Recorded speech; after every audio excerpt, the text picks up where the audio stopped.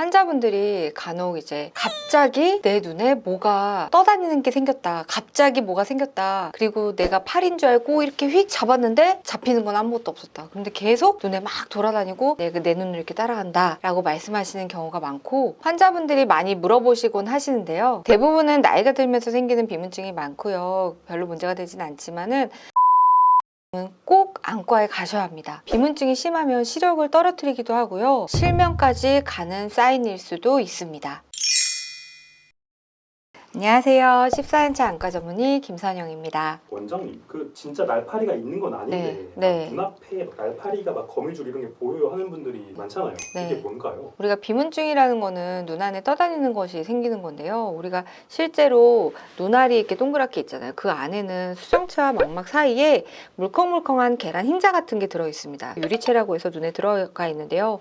99%는 물이고 1%는 이렇게 물컹물컹한 거를 약간 이렇게 몽글몽글하게 해주는 그런 콜라겐 가닥 같은 것들이 사이사이에 있다고 해요. 그래서 그것들이 덩어리가 생기는 것을 비문증이라고 합니다. 그래서 덩어리가 생겨서 시축에서 이렇게 왔다 갔다 하면은 그게 막 그림자가 보이는 거죠. 그래서 우리 눈도 좀 나이가 들거나 아니면 근시가 많이 진행하거나 그런 분들은 원래 탱글탱글했던 유리체가 약간 물컹물컹해집니다. 그러더니 물컹물컹도 빠지면서 쭉 약간 쪼그라들면서 물이 거기서 빠져나가고, 거기에 원래 사이사이에 있던 콜라겐 섬유질만 남게 됩니다.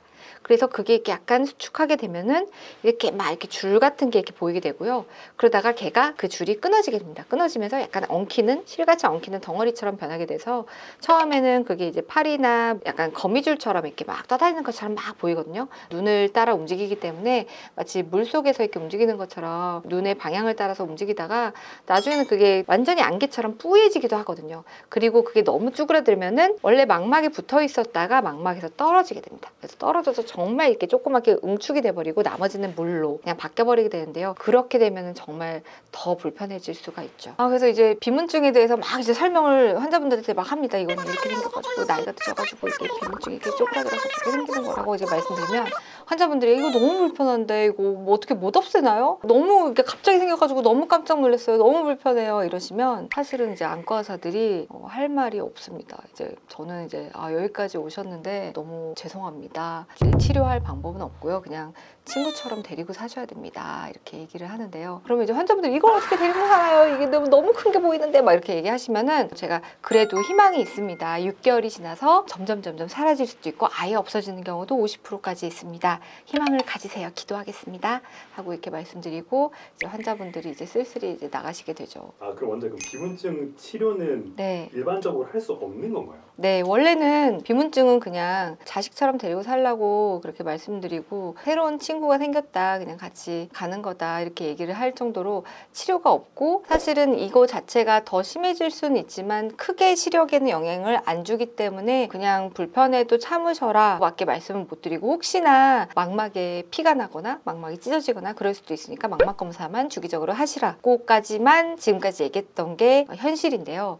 그런데 요즘은 비문증이 점점 너무너무 불편하니까 이걸 어떻게 하면 치료할 수 없을까라는 그런 고민과 연구들이 많이 이루어져서 이제 유리체 절제술이라고 해서 비문증을 아예 씻어버리는 그런 치료도 나오게 됐죠. 비문증은 사실 너무너무 불편할 수도 있어요. 비문증 중에 Symptomatic Vitreous Opacity, 영어로 하니까 어렵네요.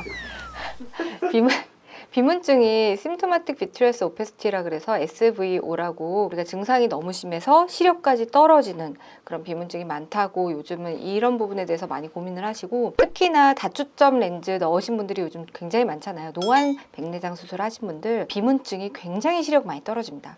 그래서 그것 때문에 이제는 비문증을 좀 고쳐야 되겠다라는 그런 생각과 고민들을 더더욱 많이 하게 되었고요. 그리고 옛날보다 망막 수술이 기계가 굉장히 좋아졌고, 구멍도 옛날엔 굉장히 크게 뚫은 반면에 요즘은 굉장히 바늘구멍처럼 뚫고 꼬매지도 않고 나오기 때문에 기계가 좋아져서 이제 비문증 수술을 좀 더 쉽게 할 수 있는데요.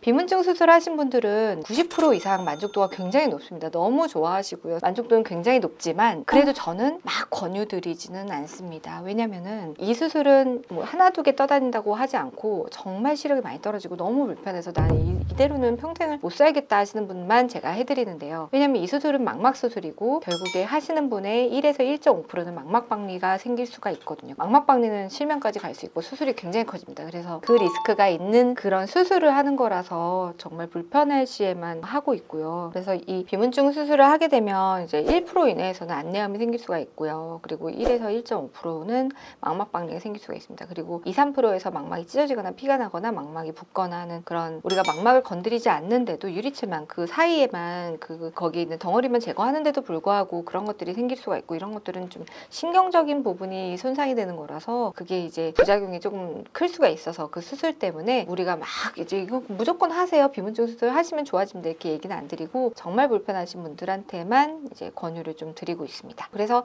두 번째로 할 수 있는 건 간단하게 레이저를 하는 방법이 있습니다. 그래서 커다란 덩어리가 이렇게 떠다니면 제가 그거를 막 그 레이저가 되게 총수듯이 하는 거거든요. 이렇게 총수듯이 이렇게 맞춰가지고 걔가 이렇게 분해가 되면은 없어졌어요 라고 말씀하시고 좋아졌어요 라고 말씀하시는 분들이 많은데 이제 논문에서는 70% 정도의 그 만족도가 있다라고 되어 있고요. 하지만 너무 수정체 앞에 있거나 아니면 너무 이제 망막 뒤에 있거나 하는 경우에는 레이저를 하기가 좀 무서울 수가 있죠. 왜냐면 그 레이저가 망막이나 수정체 손상을 입을 수가 있으니까 그런 경우에는 못하기 때문에 이 레이저도 좀 한계가 있습니다. 이제는 좀 흥미로운 게 세 번째는 요즘은 비문증이 너무 불편하신 분들이 많으니까 이걸 연구를 많이 하다 보니까 비문증을 없애는 먹는 약도 나왔습니다. 우선 파인애플의 성분을 드시면 비문증이 많이 줄어든다는 논문도 있고요. 그리고 여러 가지 과일에 효소들을 이렇게 많이 넣어서 복합해서 아연과 비타민과 해가지고 섞어서 먹었더니 90일간 먹었더니 굉장히 그 비문증에 효과가 있었다라는 보고도 있습니다. 그래서 이렇게 비트리어스 헬스라는 이런 약도 생겼고요. 그리고 비트로캡이라는 이런 약도 이거를 계속 먹으면은 항산화제고 항당화 그 당이 붙는 것도 와가지고 유리체가 덩어리가 생기는 걸 이렇게 분해해주는 그런 약이라고 합니다. 그래서